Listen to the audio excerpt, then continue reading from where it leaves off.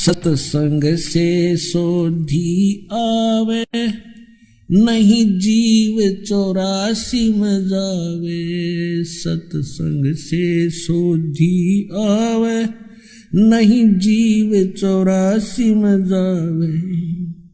अब मेटो द्वेष और राग, हो राग या उम्र बतेरी जाली। अब मेटो द्वेष और राग, हो राग या उम्र बतेरी जाली।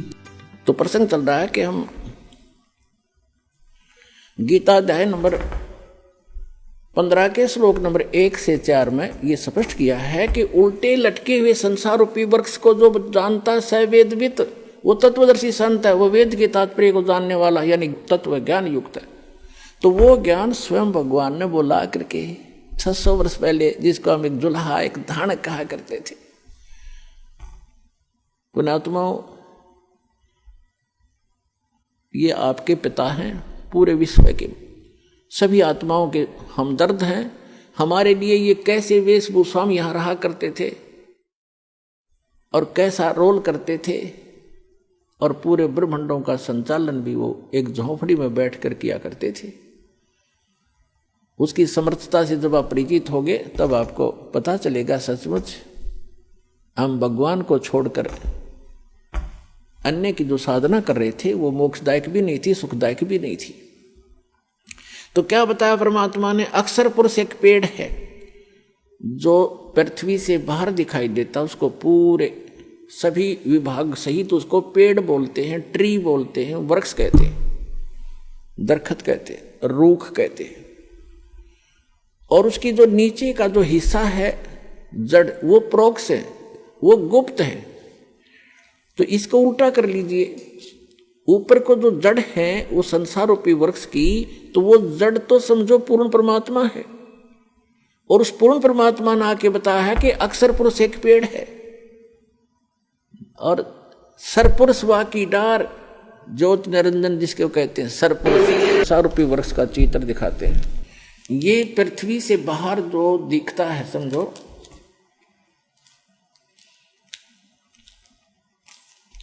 ये जो इतना है, ये देखिएगा, ये स्थिति है वृक्ष की, पेड़ की। परमात्मा ने खुद बताया कि अक्षर पुरुष एक पेड़ है, ये सारा एक पेड़ है, और इसका तना जो है ये अक्षर पुरुष है, और सरपुरुष या की डार, और तीनों देवा शाखा हैं ये पात रूप संसार। आप जी यहां पर हैं नीचे, और ये अक्षर पुरुष है, ये तना है। ये अक्षर पुरुष तो समझो एक तना है ये इस पेड़ का, और इससे एक मोटी डार निकली है, वो सरपुरुष है, ये सरपुरुष है जिसको ब्रह्म कहते हैं, ब्रह्म। और इसके 3 पुत्र हैं, इसकी 3 शाखाएं हैं, रजगुण ब्रह्मा जी, सतगुण विष्णु जी, तमगुण शिव जी, और पात रूप संसार। अब ये तो उस परम पिता ने आके बता दिया कि अक्षर पुरुष एक पेड़ है और निरंजन वा की डार, ये सरपुरुष वा की डार, और तीनों देवा शाखा है ये पात रूप संसार। तो ये जड़ कौन है ये बताने के लिए दास को भेजा है कि ये जड़ जो है ये परम अक्षर ब्रह्म है इस संसार रूपी वृक्ष की। और वो परम अक्षर ब्रह्म कौन है? अनंत कोट ब्रह्मांड का एक रति नहीं भारे, ये सतगुरु पुरुष कबीरे हैं कुल के सिरजनहारे। ये हो परम अक्षर ब्रह्म। अपने आत्मा उस परमात्मा ने स्वयं आकर बताया कि अक्षर पुरुष एक पेड़ है, सरपुरुष वा की डार, और तीनों देवा शाखा है ये पात रूप संसार। तो गीता अध्याय नंबर 15 के श्लोक नंबर 1 में कहा कि जो संत, जो व्यक्ति संसार रूपी वृक्ष के इन सभी पार्ट्स को बता देगा, छंद को बता देगा, स वेदवित, तो तत्वदर्शी संत। उसके पश्चात चौथे अध्याय के 15वें अध्याय के चौथे श्लोक में कहा उसके पश्चात परमेश्वर के उस परम पद की खोज करनी चाहिए जब तत्वदर्शी संत मिल जाए। उस तत्व ज्ञान से गीता अध्याय नंबर 15 के श्लोक नंबर 1 से 4 का निष्कर्ष दास बताने जा रहा है। तीसरे में कहा है कि उस तत्व ज्ञान से इस अज्ञान रूपी गुत्थी को काट कर समझ कर उसके पश्चात परमेश्वर के उस परम पद की खोज करनी चाहिए, जहां जाने के बाद साधक फिर लौटकर कभी संसार में नहीं आते। और गीता ज्ञानदाता कहता है कि जिस परमेश्वर से संसार रूपी वृक्ष की ये प्रवृत्ति विस्तार को प्राप्त हुई है, यानी जिसने सब ब्रह्मांडों की रचना की है, केवल उसकी भक्ति करना और की नहीं। अपनी भी भक्ति को मना करता है, तुझे मोक्ष चाहिए, वहां जाना चाहता है, जहां जाने के बाद लौटकर साधक फिर संसार में कभी नहीं आते। उसके विषय में कहता है फिर तो उसी की भक्ति करनी है और को इष्ट रूप में नहीं मानना। ये देखिएगा श्रीमद् भगवद गीता और जयदयाल गोविंद का द्वारा इसका अनुवाद है। इसके 15वें अध्याय पर चलते हैं। यह है अथ पंथ 10वां अध्याय, 15वां अध्याय। इसमें कहा है श्री भगवान वाच ऊर्ध्व मूलम अधः शाखम अश्वत्थम प्राहु अव्यम छंदासी यस्य प्रणानी ये तम वेद स वेदवित। इन्होंने अनुवाद ठीक नहीं करना आया, ये तो ठीक लिखा है ना, आदि पुरुष परमेश्वर तो समझो, ऊपर को जड़ है वो तो पूर्ण परमात्मा है। ऊर्ध्व मूलम ऊपर को शाखा लिखना था, वो आदि पुरुष परमेश्वर है। और अधः शाखम नीचे को शाखा वाला, ये गलत लिखा है, पर मारूप मुख्य शाखा वाले नहीं। ये देखो दूसरे मंत्र में गीता अध्याय नंबर 15 के श्लोक नंबर 2 में अधः और अधः 2 बार आए हैं। इन्होंने इसका अनुवाद यहाँ किया है, अधः माने नीचे, अधः माने नीचे, बिल्कुल ठीक है। अधः माने नीचे, अधः माने नीचे। तो यहाँ ऊर्ध्व माने ऊपर, ऊर्ध्व माने ऊपर। यहाँ देखो, हम ही इसे देख लेंगे 15वें अध्याय के प्रथम मंत्र में। ऊर्ध्व मूलम ऊपर को जड़ वाला, मूल जड़, और अधः शाखम नीचे को शाखा वाला। एक आम बालक भी समझ जाए इस ज्ञान तक। और संसार रूपी पीपल के वृक्ष को अविनाशी कहते हैं। छंद, छंद वेद नहीं होते, छंद माने इसके विभाग, जिसके पत्ते आदि कहे गए हैं।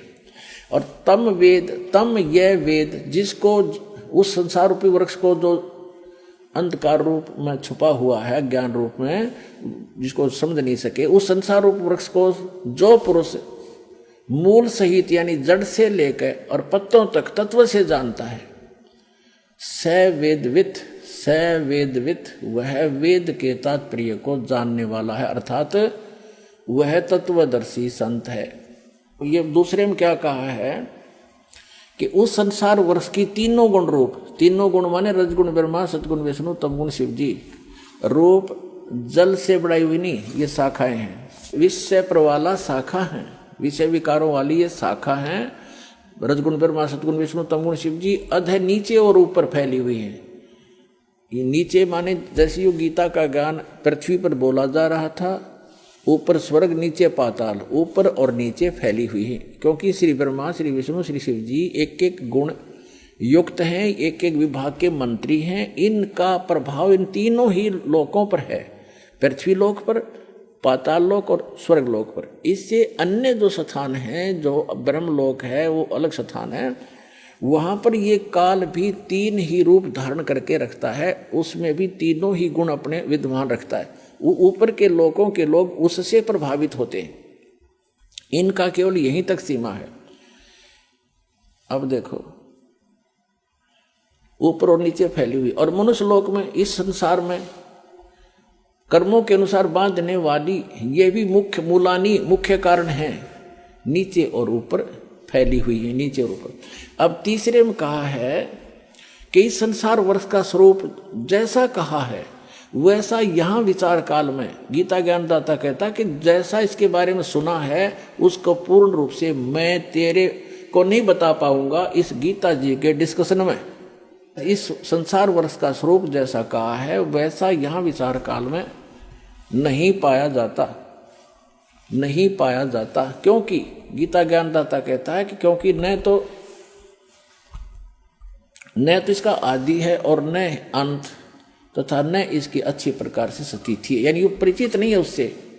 इसलिए इस अहमता, इस सुविरुद्ध मूलम, इस दृढ़ अब जैसे संसार रूपी वृक्ष का ऊपर को जड़ जो स्थान है वो सतलोक, अलखलोक, अगमलोक, अकैलोक, ऊपर क्या जो पोर्शन है सारे चारों लोक वो अविनाशी स्थान है। इसलिए सुदृढ़ मूल कहा, वो मूल जो है वो अविनाशी है, वो शाश्वत है। तो उस संसार रूपी वृक्ष के उस दृढ़ रूपी मूल वाले यानी जो कभी नाश में नहीं आता वो जड़ रूपी स्थान, वो भगवान समझो। स्थान और भगवान यानी वहाँ का लोक भी अविनाशी, वहाँ का भगवान भी अविनाशी, वहाँ के गए हुए प्राणी भी अविनाशी। ये देखो सुविरुड मूलम, उस एमता ममता नहीं, उस अति दृढ़ मूल वाले यानी उस अविनाशी मूल स्थान जड़ रूपी स्थान वाले संसार रूपी पीपल के वृक्ष को दृढ़ असंग शस्त्रेण छित्वा, इन्होंने यहाँ गलत कर दिया, वैराग रूप शस्त्र द्वारा नहीं, उस तत्व ज्ञान रूपी शस्त्र द्वारा काट कर उसको समझ कर उसके बाद चौथे श्लोक में कहा है, 15वें अध्याय के चौथे श्लोक में कहा है, ये 15वां अध्याय चल रहा है, 15वां अध्याय, यहाँ हमारे चौथा श्लोक पढ़ रहे हैं। उसके पश्चात उस परम पद रूप परमेश्वर को भली भांति खोजना चाहिए जिसमें गए हुए पुरुष यानी साधक फिर लौटकर संसार में नहीं आते, उनका जन्म मरण फिर नहीं होता। और जिस परमेश्वर से इस पुरातन यानी आदि संसार रूपी वृक्ष की यानी जिसने सारे ब्रह्मांडों की रचना की है, प्रवृत्ति विस्तार को प्राप्त हुई है, उसी आदि पुरुष नारायण के मैं शरण हूं, ऐसा निश्चय करके उस परमेश्वर का ही मनन और निधि ध्यान करना चाहिए। परपदे माने उसकी पूजा करनी चाहिए। गीता ज्ञानदाता ने स्पष्ट कर दिया कि मेरी भक्ति करने से तुझे वो शाश्वत स्थान नहीं मिल सकता। उसके लिए गीता अध्याय नंबर 17 के श्लोक नंबर 23 में गीता ज्ञानदाता ने संकेत दिया है कि उस सच्चिदानंद घन ब्रह्म की साधना के 3 मंत्र हैं उसके पाने के। ओम तत्सत इति निर्देश ब्रह्मण त्रिवेद समर्थ ब्राह्मणा तेन वेदा च यगा च विहिता पुरा। उस सच्चिदानंद घन ब्रह्म को पाने का, उसके सत भक्ति करने का केवल ओम तत्सत ये 3 मंत्र का निर्देश है। निर्देश माने नथिंग एल्स, फाइनल फैसला, उसके अतिरिक्त अग्रम मग्रम समाप्त, ये निर्देश है, डायरेक्शन है, आदेश भी है और ये राय भी है। सच्चिदानंद घन ब्रह्म को पाने का, उस परम अक्षर ब्रह्म को, उस सुख स्थान को पाने का ये 3 मंत्र की मजदूरी है, स्मरण है इसका 3 मंत्र का। गीता अध्याय नंबर 15 के श्लोक नंबर 16 और 17 में 3 पुरुष बताए, एक सरपुरुष, एक अक्षर पुरुष और तीसरा परम अक्षर पुरुष यानी परम अक्षर ब्रह्म। तो आपको पूरा डिटेल बताई दी है पूरा उल्टे लटके हुए संसार रूपी वृक्ष की। तो परम अक्षर ब्रह्म तो उसकी जड़ समझो, मूल है जो सबका धारण पोषण करता है। तो गीता अध्याय नंबर 15 के श्लोक नंबर 16 में कहा कि 2 पुरुष हैं, सरपुरुष और अक्षर पुरुष, और ये दोनों नाशवान, इनके अंतर्गत जितने प्राणी वो भी नाशवान है। जीवात्मा किसी की नहीं मरती, वो तो गधे कुत्ते की भी नहीं मरती। फिर 15वें अध्याय के 17वें श्लोक में तुरंत कहा कि उत्तम पुरुष है तू अन्य, पुरुषोत्तम सही भगवान तो इन दोनों से सर और अक्षर पुरुष है, कोई और है जिसको परमात्मा कहा जाता है। और जो तीनों लोकों में प्रवेश करके सबका धारण पोषण करता है वो अविनाशी परमेश्वर है। यानी वृक्ष का धारण पोषण किससे होता है? मूल से होता है, जड़ से होता है, और जड़ वो परम अक्षर ब्रह्म है। तो परम अक्षर ब्रह्म वो कबीर भगवान जो है वो सबका धारण पोषण करने वाला वही है। तो यहाँ क्या बताया है कि उस ओम तत्सत, ओम जो है, ओम तो मंत्र है ब्रह्म का जिसको सरपुरुष कहते हैं, और तत् है ये अक्षर पुरुष का जिसको परब्रह्म भी कहते हैं। ब्रह्म से नेक्स्ट ब्रह्म, परब्रह्म दूसरा, और तीसरा जो मंत्र है सत्य वो परम अक्षर ब्रह्म का है, वो परम अक्षर पुरुष का है। तो ये तीनों मंत्र इस दास के पास उपलब्ध हैं। इन तीनों मंत्रों की मजदूरी करनी है, इसकी साधना करनी है।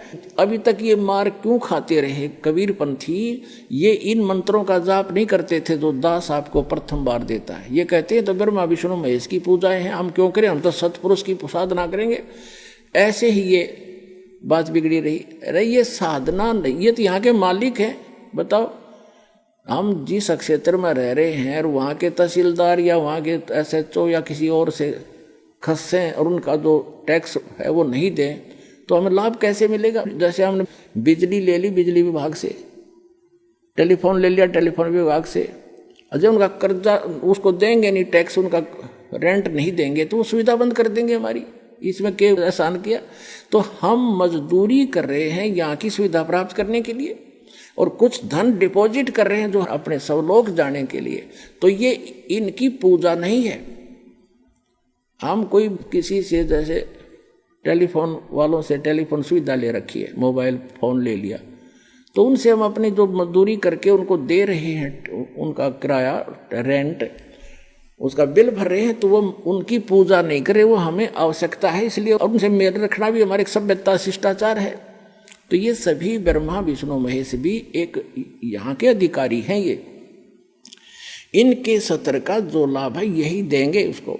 और उसकी विधि बताई है कि इनका ये ऐसे ऐसे आपने ये बिल भरना पड़ेगा, इसकी मजदूरी ये है, इस मजदूरी से वहाँ आपको ऑटोमेटिक कनेक्शन मिला रहेगा, ऐसा सिस्टम भगवान का। तो यहाँ ओम तत्सत ये तीन इन पुरुषों की भक्ति है, सरपुरुष अक्षर पुरुष और परम अक्षर पुरुष की। तो गीता ज्ञानदाता कहता है कि उस परमात्मा की शरण में जा जिसके 3 मंत्र की भक्ति है, सच्चिदानंद घन ब्रह्म के पाने की केवल 3 मंत्र का निर्देश है। गीता अध्याय नंबर 8 के श्लोक नंबर 5 और 7 में गीता ज्ञानदाता अपनी साधना बताता कि मेरी भक्ति कर मुझे प्राप्त होगा, लेकिन युद्ध करना पड़ेगा, शांति नहीं हो सकती। जहाँ युद्ध है वहाँ शांति खाक है। तो कहता है तूने युद्ध करना पड़ेगा, यदि तुझे परम शांति चाहिए तो 18वें अध्याय के 66वें श्लोक में कहा कि उसकी शरण में जा, उस परम अक्षर ब्रह्म की शरण में। उस परम अक्षर ब्रह्म का मंत्र बता दिया 15वें अध्याय के 23वें श्लोक में। और अब 8वें अध्याय के 8, 9, 10 श्लोक में गीता ज्ञानदाता कहता है कि उस परम अक्षर ब्रह्म की भक्ति करेगा तो उसको प्राप्त होगा, जहाँ जाने के बाद साधक फिर लौटकर कभी संसार में नहीं आता। तो वहाँ सारी सुख सुविधाएं हैं। पुण्यात्माओं, आपका सौभाग्य है, धन है आपके माता पिता जिनसे जन्म हुआ। ऐसे समय में अपना कल्याण कराओ, भक्ति करो और मोक्ष पाओ। बोलो सतगुरुदेव।